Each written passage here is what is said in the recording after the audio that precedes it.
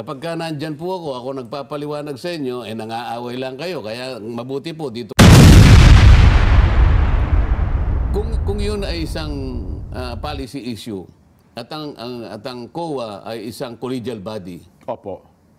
Bakit ang chairman lang ang nagbigay ng pahintulot?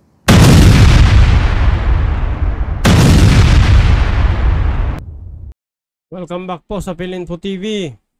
Once again po ang ating background, Puerto Galera, White Beach. Sa Oriental Mindoro po yan. Pasyalan po natin para masuportahan din natin ang ating mga kababayan dyan. Okay, ang pag-uusapan po natin ngayon ay tungkol kay Mary Grace Piatos. Kung saan magbibigay daw ng 1 million reward ang mga congressman kung sino makakapagturo. At isa itong si Mary Grace Piatos na di umano ay tumanggap ng confidential funds. Unang-una, bakit nga ba merong Mary Grace Piatos? Bakit lumitaw yung pangalan na yan? Ipapaliwanag po yan ng magaling na attorney, si Congressman Rodante Marcoleta na magiging senador in right time. Kung hindi pa ho kayo nag-subscribe, pakiclick na ho yung subscribe button. Hit the notification bell para lagi kayong updated. Paki-like and share na rin po ang video ito kung inyo nagustuhan. Okay, eto na po si Kong Marcoleta at ipapaliwanag niyan tungkol kay Mary Grace Piatos. Akala ko hindi kayo... ano pong epekto nito doon sa iniimbestigahan ng Quadcom na kasi kaya naman na lumabas yung pangalan dyan, di ba? Oo. Yung pumirma doon sa siyang tumanggap ng pondo, Oo. ang nakalagay Mary Grace Piatos. Oo. So, tiningnan nila, ito ba yung sino? Totoong tao ba ito? Yun nga, sabi ng PSA, wala pong taong ganyan. Oo. Ano ang implication nito? Sino yung kumuha sa Philippine Statistics Authority Opo. Certification? ng certification para sa ganon ay saliksikin Oo. yung pangalan? Hindi lang naman yung Piatos, meron Hindi pang lang. isa eh. Opo. Opo, yung ano, Bilyamin, ano ba yun? ano yan, yung isa, yung... Tama, yung may Bilyamin nga. May Bilyamin eh. Oh, Di ba? dalawa po yan, Mary Grace Piatos, saka yung... Oh. ano pa kanong isa? Nakalimutan ko na eh.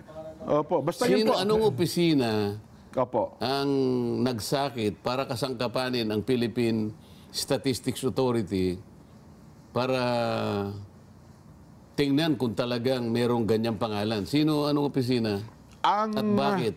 Ang House Committee on Good Government and Public Accountability Na naman? para alamin daw po sa PSA para alamin po sa PSA ang tala ng taong nagngangalang Mary Grace Piatos sa kanila pong database. So, ngayon, ito namang PSA, Opo. anong ginawa? Ang atin pong National Statistician at Civil Registrar General Claire Dennis Mapa ay nagpadala po ng sagot kay Congressman Joel Chua at mayroon po sertifikasyon na walang Certificate of Live Birth, wala pong Certificate of Marriage, wala pong Certificate of Death sa kanilang database. Ito pong si Mary Grace Piatos. Subukan. Inilabas po kahapon, Masisira ang Disyembre buhay mo. 2, ang sertifikasyong ito. At sabi ko nga sa inyo talagang pinagbubusan pa ng pagkakataon ng panahon. Ayon pa po dito kay Dennis Mapa, ang ating National Statistician, maaari silang maghanap pang muli ng tala ni Piatos kung mabibigyan lang sila ng karagdagang impormasyon tulad po ng pangalan ng kanyang magulang. So hinahanap ngayon ay pangalan ng magulang nito pong si Mary Grace Piatos. Ayan na Wala pala tayong audio. Okay, so eto na, sasagutin na ni Kong Marcoleta. Bakit nga ba non-existent yang si Mary Grace Piatos? Sinasabi ko sa iyo, Jen, nung nakaraang araw, nagsalita na yung Pangulo ng Republika ng Pilipinas, Jen. Yang kanya pinag-uusapan ninyo, ano yung sabi niya? Hindi man importante yan eh. At anong cup of tea, sabi niya? Hindi, sinabi niya, wala namang importante dyan eh. Oho. Yan pinag-uusapan ninyo, hindi naman makapag-contribute ng mabuting bagay kahit sa isang buhay ng isang Pilipino. Ganun ang pagkakasabi. Yes. O sa pagkakayamot niya siguro, sinabi niya, as a matter of fact, in my opinion, it's a storm in a teapot. Yun, storm na tipat. Oh, di ba? Tama po kayo. Alam po ninyo, yung kahulugan po nun, yan po ay mga, kung tawagin po nila yung mga metaphor. Oo. Siyempre po, yung bagyo, hindi mo na mailalagay sa isang tasa. Di ba? Opo. So, metaphor ang tawag niyan. Yung pong ibig sabihin nun, isang napakaliit na bagay na pilit pinalalaki. Katulad yan. So, lahat po ng nakikinig, tama po yung sinabi ni Pangulong Bongbong Marcos. Tingnan po ninyo, napapatunayang isa-isa, ang isang napakaliit na bagay, pinalalaki po. Ngayon, kinasangkapan ang Philippine Statistics Authority para hanapin ang isang bagay na wala. Alam mo kung bakit ko sinasabi isang bagay na wala? Opo. Hindi ko naman maintindihan yung mga kasama ko. Anong pangalan ng committee, Jen? Committee on Good Government and Public Accountability. Yung bang pangalan, descriptive talaga, Jen? Mukhang yun naman po, kung ayun ang kanilang kiniklaim. Hindi, yung pangalan Opo. ng komite. Okay. Ulitin mo kung ano yung pangalan ng komite. House Committee on Good Government and Public Accountability. Oo. Kapag ka ba ang isang komite ay naglalayo ng good government, Opo. hahanapin mo ba yung bagay na wala? Maghahanap ka ng bagay na wala. Hindi po, sayang ang panahon ko dyan, Kong. Kaya nga, tingnan mo akala ko naintindi nila yung mawalan ng galang po, mawalang galang na po. Kasi kapag ka nandyan po ako nagpapaliwanag sa inyo, nangaaway lang kayo. Kaya mabuti po, dito ko na lang ipaliwanag. Okay. Jen, ang pinag-uusapan natin ay confidential funds. Ayan, mga congressman, makinig kayo kay Kong Marcoleta. Opo. Okay? Ang paggamit niyan, confidential. Oho. Lahat ng paggamit dyan ay maaring asset ng gobyerno, itatago mo sa pangalan na hindi sila makikilala. Ay, siyempre po. Oo. May termo parang nom de guerre or whatever, nom de guerre. Itatago mo dahil asset mo yan Kung ako mag-iimbento ko ng pangalan. Opo. Halimbawa, yung Nelson, ang tunay na pangalan, Nelson Lubao. Opo. Oh. Gagawin mo Nelson Mandela. Merong tunay na Nelson Mandela. Hindi po pwede. Maghahanap ka talaga ng wala. Nelson Baulo, kako na lang. Okay. Kasi kailangan kong itago alam ba, Sonle Baulo. Binaligtad ko yung pangalan. Naging Chinese Ano ang katwiran kung bakit ko tinatago sila? Asset ko ito Opo. Alam mo, Confidential. dapat nating ipagtanggol ang ating bansa sa mga kalaban niya. Ano ba yung layunin ng confidential at saka intelligence funds? Opo. Yan po ay para i-safeguard natin, para sa gamitin natin sa kaligtasan, sa proteksyon ng ating bansa. Yung intelligence fund, ang gumagamit yan, yung army at saka yung police. Opo. Yung confidential Confidential fund, fund yan ang naman. civilian authority. Yes. Katulad ng mga confidential fund, national government agencies, government-owned and controlled corporations, at saka LGUs. Mga LGUs. So, Opo. civilian offices. Pagka-intelligence fund, ito yung army. Opo. Andyan yung NICA, yung ganyan, lahat ng intelligence. Kailangan kasi natin yon para maproteksyonan ang ating bansa. May asset tayo ngayon. Opo. Halimbawa, kinailangan ko yung impormasyon na yun, siya lang ang makakakuha sa akin, babayaran ko siya. Pero imbes na Nelson Lubao ang aking lalagay, Sonel Baulo.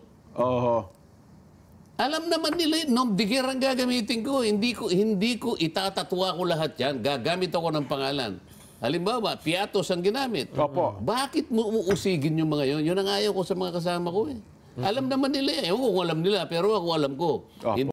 Sa tingin ko kung alam din nila yan. Ang problema kasi yung mga matalino pero nagbobobobohan sila para lang umakma dun sa gusto nilang mangyari, yung mga bagay-bagay. Hindi ko lang alam kung alam nila. Obvious, ako sa tingin ko, obvious naman yun, Kong. Alam naman talaga nilang Ngayon alias naman, yun ito namang ito namang Philippine Statistics Authority, napakasangkapan naman doon sa paghahanap ng isang bagay na wala.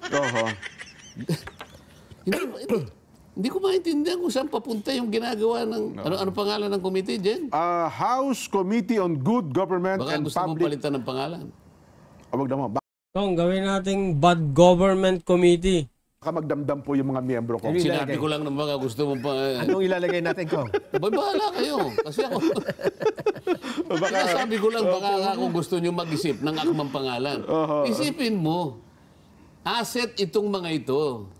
Pagtatakpan mo sila sapagkat silang nakatutulong para proteksyonan ang kasarilan ng bansa mo. Kaya nga confidential fund eh. Ang problema kong, itong congressman, gusto nila, real name ang ilagay doon. Ano, kabobohan naman yung gusto nilang mangyari.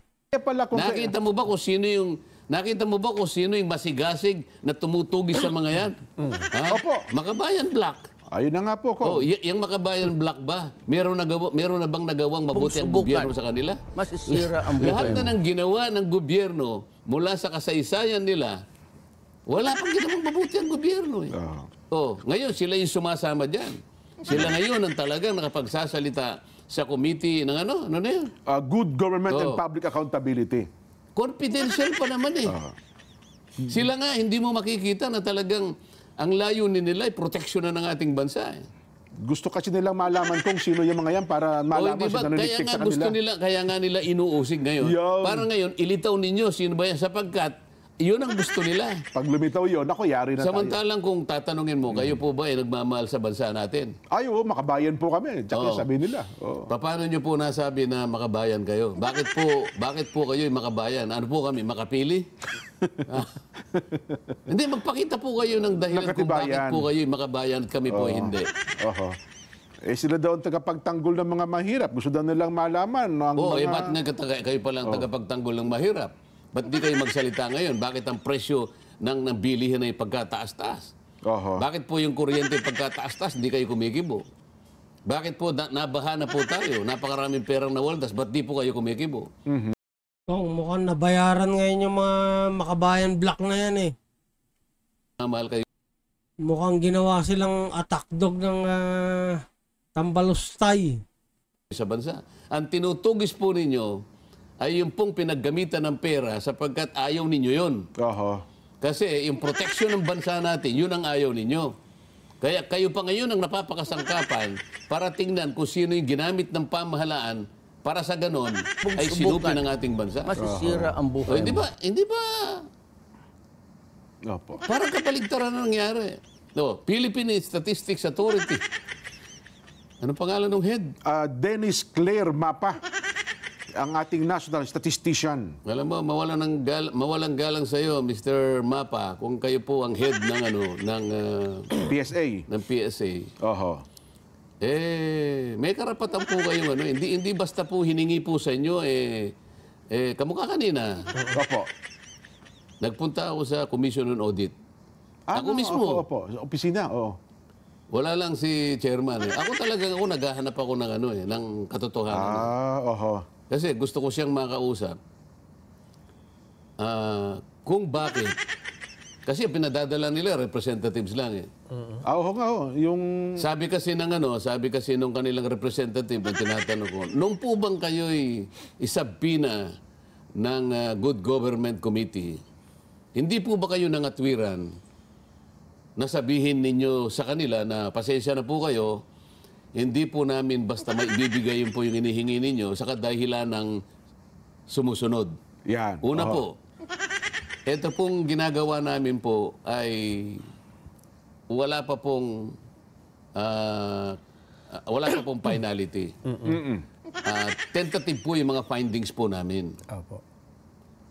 At dahil nga po sa tentative po yung findings namin, hindi po namin basta-basta na ibibigay sa inyo yung pinanggagalingan po ng aming pagsisiyasat. Tama naman Pangalawa po yung nature po ng aming pag-audit, alam naman po ninyo, ay confidential po. Ngayon po, pagka binigay po namin ito, baka managot naman po kami. Kaya pag-uusapan muna po namin kung paano natin maayos po ang inyong hinihiling sa amin. Dapat sana ganun ang ganun ang sagot. Opo. Ako, tama Ngayon, naman ang po yun sinabi po. niya sa akin, Oo. ito na po'y alam na po nung management. ng Kaya commissioners, opo. gusto kong malaman kung alam ng management. Alam mo, nung pumunta ako ron, Opo. walang makapagsabi na yun ay pinag-usapan ng commission commission. proper. Oh. Oh. Nako, lagot kayo kay Kong Marcoleta. Mukhang nag-iimbestiga siya. Pag merong probable cause, magsasampayan ng kaso. Malaking problema din kasi ang ginawa ng COA. Dapat hindi sila nagbigay basta-basta ng dokumento. Katulad ng sinasabi ni Kong Marcoleta. Yan, dahil doon, napakulong tuloy si Laika Lopez, attorney. Alam niyo ito, itong usapin na to, policy issue. Opo.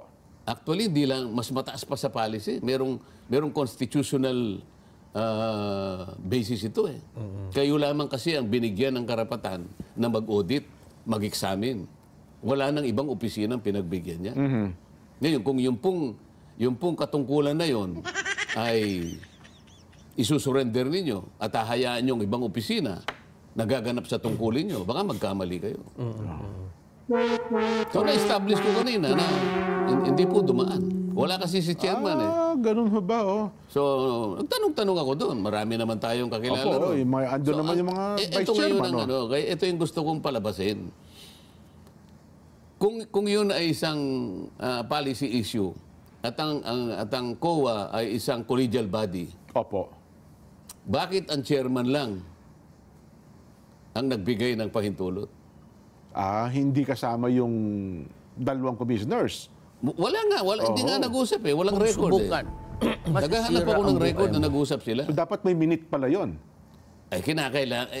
Sabi ko nga, ito ay policy issue ito. Opo. Commission proper kayo. Kung tawagin nga, kayo yung, kumbaga, 3 komisyon ng independent sa ligang batas natin dyan. Opo. COMELEC, Yan. 7 sila, di ba? Oho. Yung Civil Service Commission, Yan, CSC. hindi Opo. ko alam kung ilan sila, no? Maring 5. At itong... Itong COA, 3, isang chairman, Dalawang at saka commissioners. 2 commissioner. Tama po. Pero oo. collegial body yan. Ngayon, dahil nga ang malalagay dito ay yung kanilang, ang medyo tatamaan yung authority nila, yung mandato eh. Walang iba eh, walang ibang pinagbigyan ito. Walang ibang... May trabaho, gampanin niya. No? walang ibang pinagbigyan ng gampanin ito. Kayo lang, exclusive kayo. Kaya nga po kayo, independent eh. Pagkaraniwan, pag ginawa kang independent constitutional body, Hindi ka pwedeng pakialaman. hindi ka pwedeng pakialaman. Pwede mong sabihin yun eh. Parang COMELEC, Kong. Ano? Halimbawa, ang usapin ay tungkol sa bilangan ng boto, hindi pwedeng magbilang hindi yung ka pwedeng ano yun. Pwede sa House yun. At saka, alam mo, Baka magbilang na rin ng boto yung House of Representatives. kung halimbawa sasabihin ng Congress, halimbawa, dahil we will exercise our power of the purse. Opo. Alam mo, hindi mo rin magagamit sa kanila eh. Kasi yung mga constitutional body, meron silang fiscal autonomy.